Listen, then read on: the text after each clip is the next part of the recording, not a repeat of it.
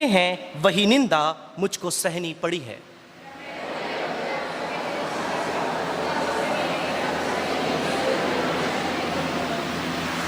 ग्यारह पंक्ति, जब मैं टाट का वस्त्र पहने था तब मेरा दृष्टांत उनमें चलता था।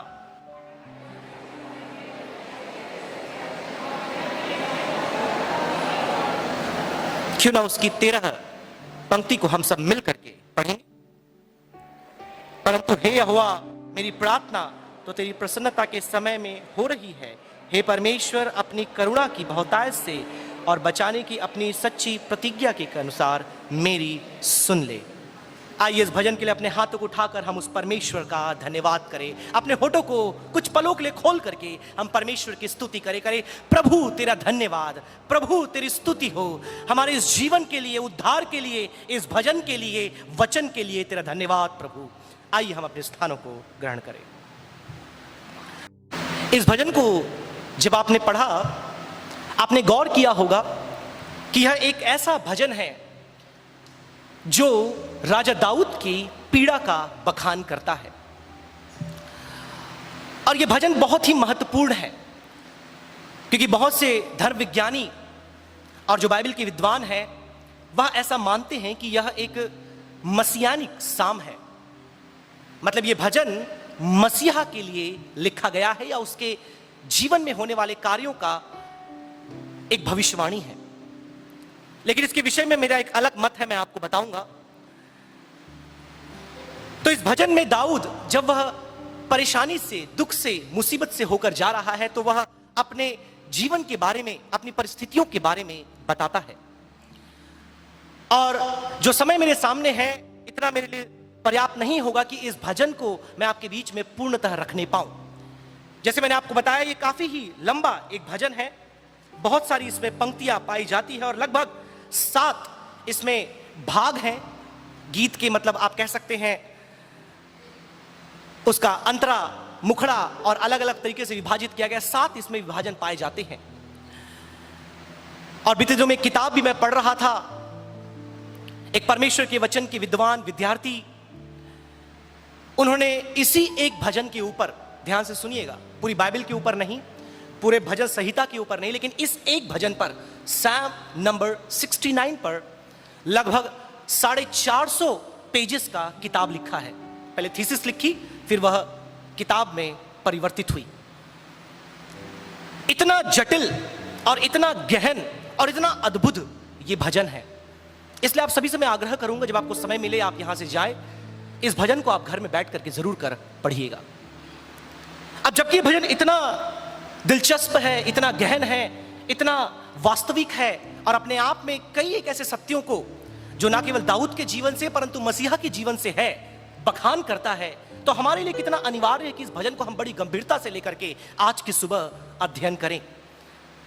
इसलिए इस भजन को लगभग 4 भागों में मैंने विभाजित किया है, लेकिन उन 4 भागों के बारे में आज संदेश में नहीं दूंगा, किसी और दिन मैं आप तक पहुंचाऊंगा। लेकिन कुछ और विषय है जिसे मैं स्पर्श करना चाहूंगा, लेकिन उससे पहले आपको ये रूपरेखा मैं देना चाहता हूं कि बहुत से स्टूडेंट्स हैं, उनके स्टडी के लिए ये बहुत ही हेल्पफुल रहेगा। सो 4 डिवीजन ऑफ दिस साम। पहला पार्ट आप देखते हैं इस भजन का, और the first part begins from verse 1 and goes till verse number 12। पहली आयत से लेकर तो 12 आयत तक आप इसके पहले भाग को देखते हैं, जहां पर आप देख सकते हैं इनसिक्योरिटीज बिकॉज ऑफ एनिमी, शत्रु के कारण असुरक्षा का एहसास। इनसिक्योरिटीज। दाऊद अपने जीवन के उन तमाम बातों का बखान करता है कि वो कैसा महसूस कर रहा है जब शत्रु उसके जीवन में आया, जब शत्रु के षड्यंत्र उसके जीवन में आ पड़े, वो कैसा महसूस कर रहा है, इसके बारे में वो बताता है। किन किन बातों का उसे डर है कि ये हो सकता है, वो हो सकता है, वैसा हो सकता है, ये हो सकता है, इन सारी बातों का वो बखान करता है। फिर उसकी 13 आयत से लेकर 21 आयत तक, जो इस भजन का दूसरा भाग है, from verse number 13 down till verse number 21, imploration for favour of God. परमेश्वर के फजल के लिए, परमेश्वर की कृपा के लिए, परमेश्वर की दृष्टि के लिए वह विनती करता है। पहले अपनी अवस्था, अपनी असुरक्षा का वो बखान करता है, तत्पश्चात परमेश्वर से विनती करता है कि प्रभु तेरी कृपा मेरे जीवन में हो जाए, तेरा अनुग्रह मेरे जीवन में हो जाए, ताकि मैं इस परिस्थिति से, इन संभवतः असुरक्षाओं से मैं बच जाऊं। और बहुत ही खूबसूरती से परमेश्वर की गुहार लगाता है, पुकार लगाता है और परमेश्वर की दुहाई देता है। फिर वहां से तीसरे भाग में हम आते हैं, जो कि 22 आयत से लेकर तो 29 आयत तक है, from verse number 22 down till verse number 29, which is the third part of this psalm, which is intervention through judgement. Intervention through judgement. वह परमेश्वर से कहता है कि तू न्याय के द्वारा हस्तक्षेप कर, तू न्याय के द्वारा हस्तक्षेप कर। कि अब मैंने अपनी स्थिति तुझे बताई, मैंने तुझसे विनती कर ली, लेकिन अब मैं चाहता हूं, अब मेरी इच्छा है, अब मेरी तमन्ना है कि तू हस्तक्षेप कर। और कैसे? अपने न्याय के द्वारा, अपने राजदंड के द्वारा, अपने उस सार्वभौमिक सर्वसत्ता के द्वारा जिसके द्वारा तू इस पूरे संसार का संचालन करता है। अब तू हस्तक्षेप कर। अब बहुत हो गया, अब मैं सहन नहीं कर पा रहा, अब तू हस्तक्षेप कर। और जब इन तीनों बातों को वो रखता है, अंततः अंतिम भाग में वो आता है, जो कि 30 आयत से लेकर 36 आयत तक हम देखते हैं, from verse 30 down till the last verse, verse number 36, invocation of praise. Invocation of praise. और वहां पर वह स्तुति और धन्यवाद उसके दिल से फूट निकलता है। वह परमेश्वर की स्तुति और महिमा अंतिम भाग में करने लगता है, और इस भजन का यहां पर समापन होता है। क्या ही खूबसूरत भजन, क्या ही खूबसूरत यह साम, जिसका मैं हमेशा कहता हूं, लोगों को भजन अधिकतर समय इसलिए पसंद आता है क्योंकि उसका सीधा संबंध उनके खुद के जीवन से या मानव परिस्थिति से हम देखते हैं। आज जो बातें ये भजनकार कह रहा है, मैं सब तो नहीं करूंगा, लेकिन अधिकतर लोग, आज मेरा विश्वास है, इन बातों से होकर के जा रहे हैं। और जब आप इन्हें पढ़ेंगे तो आपको लगता है कि परमेश्वर मुझसे बात कर रहा है, या परिस्थिति मेरे जीवन में जो चल रही है उसके विषय में वचन चर्चा करता है। इसलिए साम्स आर सो पॉपुलर। और ये 69 भजन, जैसे मैंने बताया, और भी सुप्रसिद्ध है क्योंकि यहां पर बहुत सी बातें, जैसे एक बात मैंने आपको परिचय में बताया कि this is known as a messianic psalm. लेकिन मेरा मत थोड़ा इसमें अलग है कि पूरे साम को मैं मसियानिक साम नहीं बोलना चाहता। भले ही इसमें से 3-4 आयतें नए नियम के लेखक और स्वयं प्रभु यीशु मसीह भी कोट करते हैं या बोलते हैं, क्योंकि इस भजन में एक आयत पाया जाता है जो मसीहा के ऊपर लागू नहीं हो सकता। पढ़िए, मैं चाहूंगा अगर माइक मैम के पास पहुंच गया है तो पढ़ने में माइक उनके पास पहुंचा दे। उसकी 5वीं आयत को पढ़ने में साथ रहे, ध्यान से सुनिए। Why I don't accept this to be a messianic psalm, or maybe part of it may be messianic but not the whole psalm. पढ़िए। हे परमेश्वर, तू तो मेरी मूर्खता को जानता है और मेरे दोष तुझसे छिपे नहीं हैं। तो यहां पर आप देख सकते हैं, भजनकार बता रहा है कि हे परमेश्वर, तू मेरी मूर्खता को जानता है और मेरे पाप तुझसे छिपे नहीं है। तो ये आयत मसीह पर लागू नहीं हो सकती, क्योंकि हम जानते हैं बाइबल में, नए नियम में जब हम पढ़ते हैं, मसीह ने कोई भी पाप नहीं किया, उसने कोई भी मूर्खता नहीं की। यीशु मसीह निष्कलंक था, निष्पाप था, वह निर्दोष था, और वह परमेश्वर का एक मेमना था जिसने कोई भी गुनाह नहीं किए। लेकिन कुछ आयतें इस भजन में हैं जो मसीह के लिए हो सकता है, लागू किया जा सकता है। जैसे मैंने आपको बताया, 2-3 ऐसे आयतें हैं इसमें से जो नए नियम में आप देख सकते हैं कोट किया गया है, लेकिन नॉट द होल साम। So don't say this is a messianic psalm, rather you say there are messianic references or scriptures within the psalm. ये दाऊद का अनुभव है, ये दाऊद का जीवन है। जो पाप उसने अपने जीवन में किया था, जो गुनाह उसने अपने जीवन में किए थे, ये उनका बखान करता है, ये अपने बारे में लिखता है। और जो संदेश मैं आप तक पहुंचाना चाहता हूं मेरे प्रियो, मैं चाहूंगा उसकी 10वीं आयत को पढ़ें। जब मैं रोकर और उपवास करके दुख उठाता था, तब उससे भी मेरी नाम धराई ही हुई।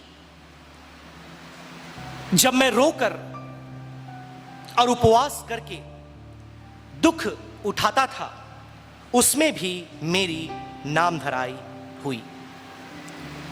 मैं अंग्रेजी में जब इस आयत को पढ़ रहा था मेरे प्रियो, बहुत से अनुवादों में ये जो हिंदी में शब्द आया है वो नहीं है। रोया, जब मैं रोया, और जब मैं रोकर, बहुत जगहों पर अंग्रेजी में क्राई आया है, लेकिन क्राई को कई बार हम पुकार के रूप में देखते हैं, आह्वान लगाने के रूप में देखते हैं। लेकिन हिंदी में यह अनुवाद बहुत ही खूबसूरत हुआ है, जहां पर साफ साफ लिखा है कि मैं रोकर, और रोना पुकारना नहीं है, रोना आह्वान करना नहीं है, रोना केवल चिल्लाना नहीं है, लेकिन रोने शब्द का इस्तेमाल तब होता है जब एक व्यक्ति के आंसू निकलते हैं। तो मैं मूल भाषा में देखना चाहा कि आखिर यह शब्द कौन सा वहां पर इस्तेमाल हुआ है, क्योंकि कई बार हम जब अंग्रेजी में पढ़ते हैं तो वहां पर यह शब्द हमें दिखाई नहीं देता, या हिंदी में अनुवाद में वो गड़बड़ी हो जाती है। लेकिन मूल भाषा में आप जाएंगे तो दाऊद वहां पर जिस शब्द का इस्तेमाल करता है वो है बकाह, और वही बकाह एक क्रिया का दूसरा रूप है, वह बकाह। जो बकाह शब्द है वह इब्रानी भाषा में तभी इस्तेमाल होता है जब एक व्यक्ति के आंसू निकलते हैं, जब वो पुकारता है, चिल्लाता है, विलाप करता है, आह्वान लगाता है, तब उस शब्द का इस्तेमाल नहीं होता। इस शब्द का इस्तेमाल होता है तब जब एक व्यक्ति आंसू बहाता है, जब एक व्यक्ति रोता है। तो जब पहली बार मैंने इसको पढ़ा, मेरे दिल में यह प्रश्न आया कि दाऊद तो बहुत ही परमेश्वर का चहीता था, बहुत ही बलवंत था, उसने गोलियात को मार गिराया, उसने कई राष्ट्र राष्ट्र पर युद्ध में जीत गया, अपने साथ भाला, शस्त्र, तलवार, तमाम प्रकार के औजार लेकर जाने वाला, लड़ने वाला एक देश का राजा, वो रोया। हम जिस संस्कृति, और वही पुरुष, अगर एक महिला रोती तो आज के परिवेश में हम एक्सेप्ट कर लेते, क्योंकि women crying is pretty much common, but when man cries, एक कोट है, men never cry, men never cry, पुरुष कभी रोते नहीं है। क्या यह हमारी संस्कृति का पुकार नहीं है? Is it not popular in our culture? क्या हमारे परिवेश में हम हमेशा इस बात को नहीं देखते कि जो सच्चा मर्द होता है, पुरुष होता है, वो कभी रोता नहीं। लेकिन जब आप बाइबल को देखते हैं आपको कुछ अलग ही दृश्य दिखता है। ये तो केवल दाऊद के बारे में मैंने आपको बताया। आप प्रभु यीशु मसीह के जीवन में देखें, क्या उसने रोया? क्या उसके आंखों से आंसू निकले? आप पौलुस के जीवन को देखें, क्या पौलुस जो परमेश्वर का इतना माहिर दास था, इतनी सेवकाई परमेश्वर के लिए की, इतने प्रकाशन उसको मिले, क्या वो रोया या नहीं रोया? पतरस की बात आप करें, क्या वो रोया? आप प्रारंभिक कलीसिया की बात करें, जब पौलुस कुछ वर्ष तक थिस्सलुनीका में रह करके वहां से जाता है, वहां की कलीसिया के प्राचीन और वहां के विश्वासी रोने लगते हैं। पुराने नियम में आप जाएंगे तो और भी कई उदाहरण हैं। यिर्मयाह जो कहता था कि मेरा सिर मानो एक मटके के समान है, जहां से दिन रात आंसू निकलते रहते हैं। रोने वाला भविष्यद्वक्ता और वीपिंग प्रॉफिट, बाइबल में ऐसे नमूने भरे पड़े। मेरे पास समय नहीं है हर एक उस व्यक्तित्व में जाकर के उनकी चर्चा करने के लिए, लेकिन मैं वो क्या बताना चाहता हूं, आज की संस्कृति, आज के परिवेश में रोने को कमजोरी समझा जाता है, रोने को एक व्यक्ति की वीकनेस समझा जाता है, रोने को गलत समझा जाता है। लेकिन बाइबल में आप देखें, weeping, crying is common with the man of God. परमेश्वर के लोगों के बीच में, परमेश्वर के पर्टिकुलर दासों के बीच में रोना, बहनें भी रो रही है, लेकिन बहनें आमतौर पर रोती है, इसलिए मैं यहां पर उस बात को जोर नहीं देता, लेकिन मैं पुरुषों के बारे में बात करना चाहता हूं कि दाऊद एक पुरुष था, वो रोया। तो मनुष्यों के लिए रोना आम बात है। जब ऐसी परिस्थिति आपके जीवन में आती है जिसे आप संभाल नहीं पाते, ऐसी घटना आपके जीवन में होती है जो आपके हाथों से बाहर होती है, ऐसी बीमारी आपके जीवन में होती है जो आपको अंदर से खाने लगती है, आपको कचोटने लगती है, ऐसी असुरक्षा आपकी जिंदगी में आती जो दाऊद के जीवन में था, आपके पास कोई चारा नहीं रह जाता सिवाय आंसू बहाने के। और मैं आपसे कहना चाहता हूं, यह एक सकारात्मक मानवीय प्रत्युत्तर है, उसमें कोई गलती नहीं है, क्योंकि परमेश्वर ने आपको ऐसा बनाया है। अब आप बोलेंगे पास्टर निखिल आप क्या बोल रहे हैं, परमेश्वर हमको रोने के लिए बनाया है, राइट? ऐसा प्रश्न आपके अंदर आ रहा होगा। मेरी बेटी आन्या, आदि भी ऐसा ही करता, लेकिन आदि अब बड़ा हो गया, लेकिन आन्या भी बखूबी ये काम करती है, राइट? क्योंकि कुछ लोग आंसू का उपयोग मैनिपुलेशन के लिए भी करते हैं, इसलिए ये उदाहरण देना जरूरी है that I am not talking about cry to manipulate somebody or cry to take the situation in your control, no. लेकिन बच्चे ऐसा करते हैं, बड़े लोग भी करते हैं, लेकिन बच्चों से ही दूंगा उदाहरण तो अच्छा रहेगा। बच्चे क्या करते हैं, आन्या के पास बहुत सारे टेडी बेयर्स हैं, स्टफ टॉयज हैं, सब कुछ उसके पास बेड में रखा है, लेकिन जैसे उसमें से एक टेडी बेयर और या एक स्टफ टॉय आदि ले लेता है, वो सारे टेडी बेयर को छोड़ करके पीछे गिर जाती है बेड पर और रोने लगती है, और विद इन 3 to 4 सेकेंड्स उसके आंखों से आंसू की बूंदें टपकने लगती है। मैं बोला या तो ये चमत्कार है या फिर ये जबरदस्त तरीका है आन्या के पास सिचुएशन को अपने कंट्रोल में लेने का। और तुरंत मैं टेडी उससे छीन करके आदि से आन्या को दे देता हूं। 1 सेकंड में उसके आंसू रुक जाते हैं और ऐसा से ऐसा हो जाता है। मतलब मैं आश्चर्य करने लगा कि ये परिवर्तन कैसे हुआ। It's one of the strongest tool to manipulate the situation and people. आंसू, नकारात्मक परिवेश से बात करूं तो एक बहुत ही मजबूत और सशक्त हथियार है परिस्थिति को अपने नियंत्रण करने के लिए, सामने वाले को अपने जेब में डालने के लिए। Hello, but I am not talking that here today. I am talking about sorrow and tears because of the reality of pain। आज मैं उन आंसुओं के बारे में बात कर रहा हूं जो जिंदगी की वास्तविकता। आई कैन सी कुछ लोग आंसू पोंछ रहे हैं जब मैं ये बातें कर रहा हूं, क्योंकि आप भी अपने जीवन में रोए होंगे, आप भी अपने जीवन में आंसू बहाए होंगे, चाहे अभी नहीं, हो सकता है अतीत में बहाए होंगे या फिर नहीं बहाए, तो जीवन में ऐसा लम्हा जरूर आएगा that you may have to shed tears, कई कारणों से। और जब आप देखें, मैंने कहा परमेश्वर ने आपको आंसू बहाने के लिए बनाया है। व्हाट आई मीन टू से, एक्चुअली आपका जो शरीर है, राइट, आपके पास आंसुओं की थैलियां हैं।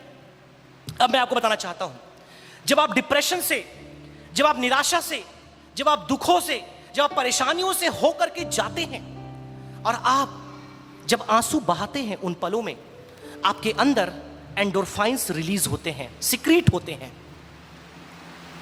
स्त्राव बोलते हैं। आपके अंदर एंडोर्फाइन का स्त्राव होता है जो रासायनिक क्रिया है, और आपके पिट्यूटरी ग्लैंड से वो निकल करके आपको आंखों से आकर के अब बाहर निकलता है। और जैसे ही वो निकलता है, ये प्रमाणित है, ध्यान से सुनिए, ये प्रभु का मशीन है बनाया हुआ, राइट।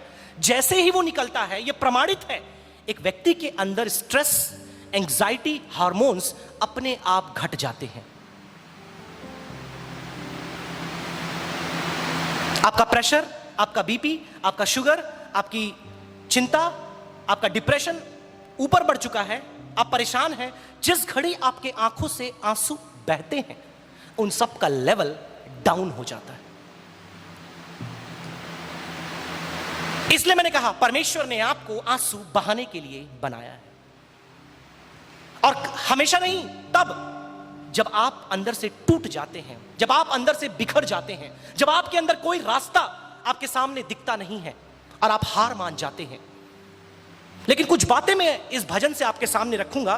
कई लोग हर जगह आंसू बहाते हैं, लेकिन कुछ बातें मैं आपके बीच में रखना चाहूंगा। ध्यान से सुनिएगा, केवल कुछ मिनट मेरे सामने है, तत्पश्चात मेन मुख्य संदेश में भी हमको जाना है, लेकिन जितना समय उन्होंने मांगा है मैं उतना ही समय देना चाहूंगा। इसलिए कुछ बातें, लगभग 4 बातें आपके बीच में रखूंगा। सबसे पहली बात, क्राइंग इज नॉर्मल। रोना सामान्य बात है, क्योंकि बाइबल में, जैसे मैंने आपको बताया, पहला पॉइंट मैंने आपको बताया कि बाइबल में कई ऐसे परमेश्वर के दास और दासियों को, स्त्री और पुरुष दोनों को आप देखते हैं जो क्या कर रहे हैं, रो रहे हैं, आंसू बहा रहे हैं। उनके जीवन में जब क्लेश आया, उनके जीवन में जब परेशानी आई, उनके जीवन में तकलीफें आई, उन्होंने आंसू बहाया, वो रोए, वो विलाप किए।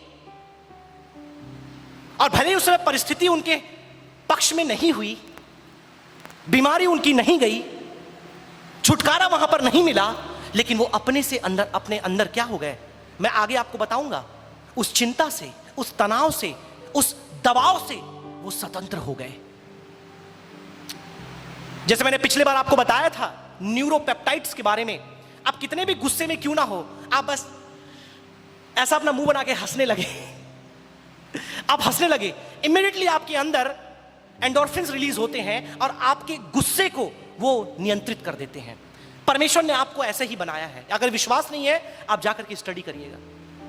मेरे प्रियो, आज का समाज भले आपको बोल रहा हो, आपसे कह रहा हो कि रोना आपकी कमजोरी है, रोना आपके लिए वीकनेस है, लेकिन मैं आपको कहना चाहता हूं, क्राइंग इज नॉर्मल। और मुझे पता है बहुत बड़ी बात मैं बोल रहा हूं, इसके लिए आरोप भी मुझ पर आ सकते हैं, इसके लिए क्रिटिसिज्म भी मुझ पर आ सकता है, but I don't care as long as I talk the word of God. Crying is normal. रोना सामान्य बात है, चाहे आप स्त्री हो, पुरुष हो, चाहे आप छोटे बच्चे हो या बड़े बुजुर्ग हो। यदि आपके जीवन में ऐसी कोई बात जो आपको अंदर से कचोट रही है, दबा रही है, शेड टीयर्स, आंसू बहाएं। सेकंड पॉइंट, आंसू किसके सामने बहाएं? बहुत से लोग दूसरों के सामने आंसू बहाते, जैसे मैंने कहा, बहुत से लोग औरों के सामने विलाप करते हैं, अपने अश्रु को टपकाते हैं। लेकिन यहां पर भजन में हम देखते हैं दाऊद किसी मनुष्य के सामने आंसू नहीं बहा रहा। ध्यान से सुनिए, यहां वह प्रार्थना में बैठा है और परमेश्वर के सामने आंसू बहा रहा। This is very powerful. Crying is normal, no doubt, but crying before God. Second point, आंसू बहाना सामान्य बात है, लेकिन आंसू किसके सामने? परमेश्वर के सामने, परमेश्वर की उपस्थिति में, परमेश्वर के सानिध्य में। दाऊद कहता है कि मैं, 10वीं आयत में लिखा है कि मैं रोकर, मैंने उपवास भी किया, मतलब मैंने सारे तरीके अपना लिए, जो कुछ प्रभु मुझसे हो सकता था मैंने किया। मैंने पुकार लगाई, मैंने गुहार लगाई, मैंने आह्वान किया, मैंने उपवास किया, तेरे भवन में आया, मैं सब कुछ किया और अंततः अब मैं रो रहा हूं। क्योंकि दाऊद हमेशा ये रोने शब्द का इस्तेमाल नहीं करता। ध्यान से सुने, मुश्किल से 2 या 3 बार ही आप इस शब्द को देखते हैं। अधिकतर जगह आपको मिलेगा पुकार, पुकार, पुकार और पुकार। मेरी चिल्लाहट को सुन, मेरी पुकार को सुन, मेरे गिड़गिड़ाने को सुन। लेकिन यहां पर ही वो शब्द, इसलिए मैंने कहा कि यहां पर इब्रानी शब्द बकाह बहुत इंपॉर्टेंट है to understand the situation of David. परमेश्वर के सामने, यदि आपके जीवन में ऐसी कोई परिस्थिति, मैं आपसे आग्रह करूंगा, आप परमेश्वर के सामने जाकर आंसू बहाएं। Rather to go in front of any man, किसी इंसान के सामने जाने से अच्छा आप परमेश्वर के सामने जाएं। क्योंकि इंसान हो सकता है आपकी कमजोरी का फायदा उठा ले, हो सकता है आज आपने रोकर जो बात उनको बताई है, कल वो पुलपिट से सबके सामने बोल दे या किसी और को बता दे जो आपके लिए दुख का कारण होगा। लेकिन मैं आपसे कहना चाहती हूं, आपके जीवन में कोई ऐसी बात है जो आपको अंदर से खा रही है, आपकी जिंदगी को छिन्न भिन्न कर रही है, आपको अंदर से तोड़ रही है, आई रिक्वेस्ट यू, परमेश्वर की उपस्थिति में आंसू बहाएं। तीसरी बात, क्यों आंसू बहाएं? क्या होगा आंसू बहाने से?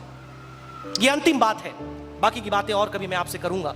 तीसरी और अंतिम बात, क्राई टू वर्शिप गॉड। अब आप सोच रहे होंगे कि रोकर कैसे परमेश्वर की आराधना की जाती है। जरा इस भजन की ओर गौर फरमाएं। हेलो, जरा इस भजन को आप देखें। मैंने आपके सामने 4 रूपरेखा रखा, उन चारों में आपको बताया, पहले भाग में अपनी असुरक्षा के बारे में, अपनी तन्हाई के बारे में, अपनी पीड़ा के बारे में, अपने तकलीफ के बारे में बताता है। दूसरे भाग में वो परमेश्वर से विनती करता है कि प्रभु तू अनुग्रह कर, प्रभु तू मुझ पर कृपा कर, प्रभु तू मुझ पर क्या कर, अपने फजल को दिखा। और तीसरे भाग में बोलता है, प्रभु मैं चाहता हूं तू न्याय कर, मैं चाहता हूं तू हस्तक्षेप कर। क्योंकि हमारी अपेक्षा यही होती है, अगली बार जब भी मैं सड़क पर चलूं और जैसे ही गलत पैर रखूं, मतलब बिना देखे आगे से गाड़ी आती हुई, प्रभु मेरा हाथ पकड़े क्या कर ले, मुझे खींच ले। Right, we want God to work in that way. अगली बार जब मैं जा रहा हूं, आगे गड्ढा है, इससे पहले कि मैं पैर रखूं, स्वर्गदूत मेरे हाथ को पकड़कर मुझे इधर खींच ले। राइट, हम परमेश्वर को ऐसे ही देखते हैं, बिल्कुल वैसे। इसलिए दाऊद प्रार्थना करें कि प्रभु तू हस्तक्षेप कर, तू अभी आ और मुझे मेरे शत्रुओं से, मेरी परिस्थितियों से आजाद कर। तो ये 3 बातें हम देखते हैं। Immediately you see the change of mood. Immediately you see from the last part, first 3 part and the last part, एक बड़ा परिवर्तन आपको दिखता है। यहां पर वो रो रहा है, यहां पर गिड़गिड़ा रहा है, यहां पर असुरक्षा की बातें कर रहा है, और तुरंत ही आपको एक परिवर्तन दिखता है। वो गीतों को गा रहा है, परमेश्वर की आराधना कर रहा है, परमेश्वर की स्तुति कर रहा है। आइए उस आयत को हम पढ़े। मैं चाहूंगा मैम कृपया कर उसकी 30 आयत को पढ़ने में सहायता करें। मैं गीत गाकर तेरे नाम की स्तुति करूंगा, मैं गीत गा गा कर तेरे नाम की स्तुति करूंगा, और धन्यवाद करता हुआ तेरी बड़ाई करूंगा। और धन्यवाद करता हुआ तेरी बढ़ाई करूंगा। आगे पढ़ते जाइए। यह यहोवा को बैल से अधिक, हाँ। वरन सींग और खुर वाले बैल से भी अधिक भाएगा। आमीन। 34 आयत। स्वर्ग और पृथ्वी इसकी स्तुति करें, और स्वर्ग और पृथ्वी, ना केवल मैं, ना केवल मेरी प्रजा, वरन स्वर्ग और पृथ्वी भी क्या करे? उसकी स्तुति करे। आगे। और समुद्र अपने सब जीव जंतुओं समेत उसकी स्तुति करे। आमीन। Praise the Lord. क्या ही खूबसूरत भजन मेरे प्रियो। मैंने क्यों बोला आपको रोने के लिए, मैंने क्यों बोला आपको विलाप करें? मैं नहीं चाहता कि आज आप घर जाकर के रोएं, यदि आपकी परिस्थिति ऐसी नहीं। मैंने कहा जब सारे दरवाजे आपके सामने बंद हैं, मैं ये नहीं बोल रहा कि अब 1 घंटा हम सब बैठ करके यहां रोएंगे आने वाले, नहीं, that's not what I am saying. ये भजन केवल उनके लिए बोल रहा हूं जिनके पास कोई रास्ता नहीं है, जो अंदर से टूट चुके हैं। बिल्कुल दाऊद की अवस्था आपके जीवन में है।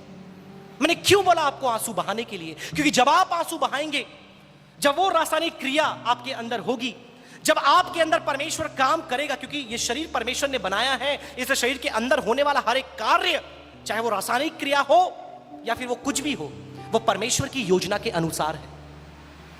और जब ये आपके अंदर होगा, आप भी दाऊद के समान अपने गम, अपने दुखों, अपनी परेशानियों को भूलकर परमेश्वर की वर्शिप, परमेश्वर की आराधना आप करना चालू कर देंगे। Therefore I say, cry to worship God. रोएं ताकि आप परमेश्वर की आराधना कर पाए। बहुत से लोग अपने अंदर उस दर्द को छुपा, ध्यान से सुनिएगा, मैं मजाक नहीं कर रहा। बहुत बड़े बड़े डॉक्टर्स और जितने भी मनोवैज्ञानिक इस बात को कहते हैं कि अधिकतर लोग जो आत्महत्या करते हैं, अधिकतर लोग जो अलग अलग बीमारियों से मर जाते हैं, अलग अलग लोग जो तमाम पीड़ाओं, शायद दुर्बलताओं से आज ग्रसित हैं, ये वो लोग हैं जिनके अंदर दुख दबा पड़ा है। ध्यान से सुनिए, ये वे लोग हैं जिनके अंदर उनका गम, उनका दुख, उनके कहना चाहिए एक प्रकार की पीड़ा अंदर दफन रखी हुई है और वो बाहर नहीं निकल रही। इसलिए वो अंदर जो गुबार है, आप 1 दिन छुपा लो, 2 दिन छुपा लो, 1 हफ्ते छुपा लो, 1 महीने छुपा लो, साल भर छुपा लो, 10 साल आप छुपा लो, लेकिन एक दिन आएगा जब वो गुबार फटेगा। और जब वो फटेगा, क्या होगा मैं भी नहीं जानता। दाऊद को आप देखिए मेरे प्रियो, वो परमेश्वर के इतना निकट था, परमेश्वर का आराधक था, सैकड़ों गीतों को उसने लिखा, सैकड़ों बार अपने जीवन में उसने विजय पाई, एक देश का राजा बना। What a powerful personality. But you see, this personality is weeping, crying, क्योंकि उसको मालूम था अगर मैं नहीं रोया परमेश्वर की उपस्थिति में तो मेरे अंदर क्या होगा, मेरे जीवन में क्या होगा। जिस चीज को मैं छुपा रहा हूं आज, एक दिन वो चीज फट कर बाहर निकलेगी और फिर कुछ भी हो सकता है। मेरे मित्रों, आइए हम दाऊद से क्यों ना सीखें that crying is normal. रोना सामान्य बात है। बट दूसरी बात, किसके सामने, किसके उपस्थिति में, किसके सानिध्य में? वो कहता है परमेश्वर के सानिध्य में। तीसरी बात, क्राई टू वर्शिप, क्योंकि जब आप रोएंगे, परमेश्वर की शांति, परमेश्वर की उपस्थिति आपके उस परिस्थिति को बदल देगी। और दाऊद के समान जो एक समय विलाप कर रहा है, रो रहा है, गिड़गिड़ा रहा है, चंद आयतों के बाद, मुश्किल से 29-30 आयतों के बाद उसका सिचुएशन, उसकी मानसिकता, उसकी पीड़ा, उसका दर्द सब बदल जाता है। वो परमेश्वर की आराधना कर रहा है। Hallelujah, praise the Lord. इसलिए हमें से बहुत से लोग परमेश्वर की आराधना भी नहीं कर पाते, because we are not yet prepared, we are not yet ready. कई बार भाई सलीम, रेवरेंड डेविड यहाँ से बोल रहे हैं, अपने होठों को खोलकर गाएं, पुकारे, करें। बहुत से लोगों ने गाया, लेकिन बहुत से लोग तब भी चुप खड़े थे, तब भी स्थिर थे। Why the praise is not coming out? वो स्तुति हमारे अंदर से बाहर क्यों नहीं निकल रही? कि कोई चीज है जो अंदर से हमें क्या कर रही है, बांध करके रखी है। अंदर से वो चिंता, वो फिक्र, वो जरूरतें, हो सकता है वो तकलीफें, या हो सकता है वो असुरक्षाएं कि कल क्या होगा, मेरे स्टडीज का क्या होगा, मेरे जॉब का क्या होगा, मेरी फैमिली का क्या होगा, मेरे बच्चों का क्या होगा, मेरा क्या होगा। I wish I had some more time. But the word of God never ends. आइए हम दाऊद से बात सीखें. Crying is normal. रोना सामान्य बात है. यदि आप आंसुएं बहा रहे हैं तो आप एक दिन वो समय आएगा जब यीशु आपकी आंसुओं को पोंछेगा. क्योंकि प्रकाशित वाक्य के 7वां अध्याय 17 आयत में लिखा है, When you go to meet the Lord in heaven, He will wipe all your tears. अभी तो मेरा पसीना निकल रहा है, अभी आंसू नहीं निकल रहा, बट अगर निकला, मैं आपसे कहना चाहता हूं, एक दिन आएगा परमेश्वर आपके आंसुओं को पोंछेगा. और ये वो परमेश्वर जो आपके आंसुओं को कुप्पियों में लेकर के चलता है. यही भजन कहता है, भजनकार कहता है. आज की सुबह मेरे प्रियो, हम अपने आप को परमेश्वर के हाथों में समर्पित करें. बोले, प्रभु मेरे जीवन के हर एक दुखों को, हर एक क्लेशों को मैं तेरे हाथों में सौंपता हूं. होने पाए मेरे आंसू जो आज बह रहे हैं, मुझे मालूम है एक दिन तू उसे पोंछेगा. मेरी विनती को तू सुनेगा, लेकिन आज तू मुझे तैयार कर. मैं आग्रह करूंगा जो नॉर्थ ईस्ट की टीम है मंच पर आ जाए. I request North East team to come on the stage. एक विशेष गीत उनके द्वारा हम सुनेंगे.